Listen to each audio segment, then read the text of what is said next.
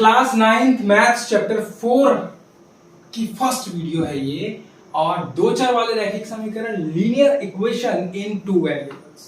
बेटा ये बीज गणित का एक चैप्टर है जिसे हम अलजेब्रा बोलते हैं। अलजेब्रा बहुत ही इंटरेस्टिंग होता है। मैथ्स को जैसे हम तीन भागों में बांट सकते हैं, उसमें से एक होता है हमारा अलजेब्रा यानी बीज गणित। यही बीज गणित है। आपको इस पूरी इक्वेशन में बहुपद देखने को मिलेंगे। बहुपद यानी पॉलिनोमियल्स। होता क्या है पॉलिनोमियल, बहुपद होता क्या है? तो सबसे पहले समझना है कि कभी भी हमारे पास में जो बहुपद होता है उसमें दो चीजें होती हैं बेटा। वन इज चर और दूसरा अचर। चर को बेटा हम बोलते हैं वेरिएबल और अचर को बोलते हैं हम कांस्टेंट। बेटा आप समझना, यहीं पर देखो, चर वेरिएबल, दो चर होने चाहिए। ऐसी इक्वेशन किस चीज के बारे में हम इस चैप्टर में बात करेंगे वो बता रहा हूं। दो चर होने चाहिए, यानी चर किसे कहते हैं ये समझ लो कि A B C X Y Z, A to Z जितना भी आपका एबीसीडी हम यूज करते हैं वो हमारा चर कहलाता है, वेरिएबल्स कहलाता है। और कांस्टेंट अगर मैं आपको बात करूं तो ये एक परिमेय संख्या और अपरिमेय संख्या का मेल होता है, ठीक है, उसको हम क्या कहते हैं। बट हम यहां पर जब हम पढ़ते हैं तो परिमेय संख्याओं के बारे में पढ़ते हैं, जिसे हम क्या बोलते हैं, रैशनल नंबर बोलते हैं। रैशनल नंबर, परिमेय संख्या। बेटा परिमेय संख्याएं क्या क्या होती हैं जिन्हें हम p बाई क्यू के रूप में लिख सकते हैं, और q बराबर 0 नहीं होता। p और q दोनों पूर्णांक होते हैं, और परिमेय संख्याओं के अंदर ही पूर्णांक भी आ जाता है बेटा। परिमेय संख्याओं में पूर्ण संख्या भी आ जाती है, परिमेय संख्याओं में प्राकृत संख्या भी आ जाती है। पूर्णांक को हम इंटीजर्स बोलते हैं, पूर्ण को होल नंबर और प्राकृत को नेचुरल नंबर। कहने का क्या अर्थ है? कहने का ये मतलब है बेटा कि जितने भी नंबर हैं, जितनी भी संख्याएं होती हैं, वो सभी की सभी हमारी अचर कहलाती हैं, और जिनका मान हम निकालते हैं। देखो बेटा सरप्राइज आप सभी को पसंद होगा। आपका जन्मदिन है और आपको आपके जन्मदिन में किसी ने गिफ्ट दिया। एक ने आपको 100 रुपए पकड़ा दिए, आपको लगा, पूछा क्या दिया, 100 रुपए दिए। उसी टाइम आपके सामने एक खुली किताब है, आपको पता लग गया इतने रुपए दिए। आपको ज्यादा खुशी नहीं हुई, ज्यादा मजा नहीं आया, बट एक बंदे ने आपको लिफाफे में कुछ दिया, एक पैकेट में गिफ्ट रैप में पैक करके दिया। आप बहुत एक्साइटेड हो जाते हो, जल्दी से मेरा बर्थडे खत्म हो, ये जो भी खाने पीने आए भगे यहाँ से जल्दी से, मैं अपने गिफ्ट पैक्स खोलूंगा, देखूंगा उसमें क्या क्या है। ऐसा होता है कि नहीं होता? यहाँ पर भी ये जो एक्स वाई जेड का मान जो है ना, आपको वही गिफ्ट की तरह मिलेगा। आपको निकालना होगा। यहाँ देखिए इस तरीके से। यहाँ तो हम सीखेंगे कि क्या है दो चर वाले रैखिक समीकरण, बट आपको ये चीज समझनी है। आगे आगे एग्जांपल्स में जब आप एक्स वाई जेड का एबीसी का मान निकालेंगे, मान ज्ञात करेंगे, तब आपको ये पता लगेगा कि ओ माय गॉड, गिफ्ट निकालने जैसा हो रहा है। एक्स का मान निकाल दिया आपने, गिफ्ट खोल दिया। एक तरीके से किसी भी इक्वेशन में एक्स का मान निकालना गिफ्ट खोलने के बराबर होगा। समझ गए बात को? तो आइए यहां से हम और भी चीजों के बारे में और सीख लेते हैं। एक चीज, कुछ और छोटी छोटी चीजें मैं बता रहा हूं आपको। नंबर 1, अगर वेरिएबल a प्लस a है तो ये 2a हो जाता है, और अगर a इंटू a है तो ये a स्क्वायर हो जाता है। कहने का मतलब है कि जब दो पद गुना होंगे तो पावर जुड़ेगी, उनकी घात जुड़ेगी। यहाँ घात 1 होती है, जिसकी कोई घात नहीं होती उसकी एक घात होती है, और एक ही उससे क्या हो रहा होता है बच्चे, गुना हो रहा होता है। ये जो 60 के उससे 1 2 3 4 लगे होते हैं, ये क्या होते हैं, उससे मल्टीप्लाई हो रहे होते हैं, गुना हो रहे होते हैं। समझना इस चीज को। और ये घात जो होती है वो ऊपर लगी होती है, कितनी बार आपको गुना करना है, इस तरीके से। इसी तरह से a स्क्वायर में से a नहीं जा सकता। ऐसे कैसे लिखना पड़ेगा, क्यों नहीं जा सकता? ये पावर 2 है और ये क्या है, सिंगल पावर में। But a square into a आप करेंगे तो a की पावर 3, पावर क्या हो जाएगी, आपस में मल्टीप्लाई हो जाएगी। तो इस तरीके से आप इसको करेंगे। समझ गए बात को? अभी इसी तरीके से आप डिवाइड का इस्तेमाल भी कर सकते हैं, भाग का यूज भी कर सकते हैं। मान लीजिए आपके पास में a स्क्वायर बटे में a, तो आपका आंसर क्या आएगा, a की पावर कितनी हो गई, 2 माइनस 1, यानी a की पावर हो गई 1, यानी a आपका आंसर आ गया। आपका आंसर क्या आ गया, a। इस तरह से आपका आंसर आ गया। a की पावर 1 लिख लो या a लिख लो, बात एक ही है, ठीक है। एक पावर होती है तो जनरली उसे नहीं लिखते, ऐसे दिखा देते हैं। समझ गए बात को? ठीक है, ये चीजें भी आपको समझनी है। पीछे कुछ वीडियोस हैं जिनके अंदर बहुत अच्छे से इसको बनाया हुआ है, प्लेलिस्ट में मैं उसे ऐड कर दूंगा, आप देख लीजिएगा। बहुत अच्छे से समझाया हुआ है ये सब चीजें।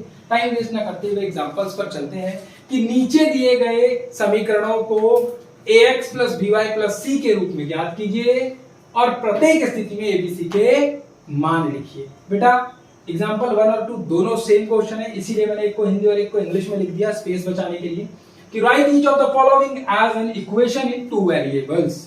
ठीक है बेटा, एक दो चर वाले रैखिक समीकरण के रूप में हमें क्या करना है, इन इक्वेशंस को लिखना है। टोटल 8 क्वेश्चंस है। तो बेटा दो चर वाला रैखिक समीकरण क्या होता है, ये लिखा हुआ है, मैं एक बार दोबारा से लिख देता हूं। ax plus by plus c equals to 0। बेटा यहाँ a b और c जो है वो क्या है, अचर है, ठीक है, कांस्टेंट है, यानी कि ये आपको कुछ गिनती में कुछ ना कुछ नंबर में दिए होंगे। और x और y क्या है, ये आपके चर हैं, यानी कि आपके वेरिएबल है। ये आपको दे नहीं रखे होंगे, इनके मान आपको निकालने होंगे। समझ गए? अब इसको हम लिखते हैं, तो बेटा इसको इधर ले आएंगे। देखो सब कुछ एक तरफ लाना है, मैंने लिख दिया 2x प्लस 3y माइनस का 4.37। बेटा प्लस का 4.37 था, बराबर के इधर आकर माइनस का हो गया, बराबर में आ गया 0। आपने बना दिया ax plus by plus c equals to 0 के रूप में बना दिया। abc का मान निकालना है, a बराबर है 2, जो x के साथ गुना हो रहा है वो a का मान होता है, जो y के साथ गुना हो रहा है वो b का मान होता है, और c का मान हो गया माइनस 4.37। बेटा याद रखिएगा, माइनस नहीं छोड़ना, अगर कहीं लिखा है तो उसको बिल्कुल पहले उसको पढ़ना है, it is very important. Next question, x minus 4 minus under root 3y equals to 0। बेटा इसको इधर ले आए, बट क्या ये इस रूप में लिखा हुआ है? जी नहीं, ये क्या है, 4 उधर जाएगा और ये इधर आएगा, तो इसको भी लिख लेते हैं x minus under root 3y minus 4 equals to 0। अब ठीक है, ax plus by plus c equals to 0 है। a का वैल्यू क्या आ गया बच्चे, 1, क्योंकि इसके साथ कुछ नहीं है तो क्या गुना होगा, 1। b का वैल्यू क्या आ गया, माइनस का अंडर रूट 3। बेटा माइनस का अंडर रूट 3, y के साथ तो वही गुना होना है, और c का वैल्यू क्या आ गया, माइनस 4। होप समझ में आ रहा होगा आपको। ठीक है, नेक्स्ट चलते हैं। तो बेटा 4 सब कुछ एक तरफ ले आएंगे तो ये माइनस का 5x हो जाएगा, और ये इधर आकर प्लस का 3y हो जाएगा इक्वल टू 0। बेटा ये माइनस का था, इधर आकर प्लस का हुआ, ये प्लस का था, इधर आकर माइनस का हुआ। अब इसे फिर से ढंग से लिख लेते हैं, तो ये हो गया माइनस का 5x प्लस का 3y और प्लस का 4, इसको लास्ट में लिख दिया इक्वल्स टू 0। क्यों लिख दिया भाई, देखो ax plus by plus c equals to 0 के रूप में लिख दिया। बेटा a का मान क्या हो गया, माइनस का 5, b का मान क्या हो गया 3, और c का मान क्या हो गया 4। आपका आंसर।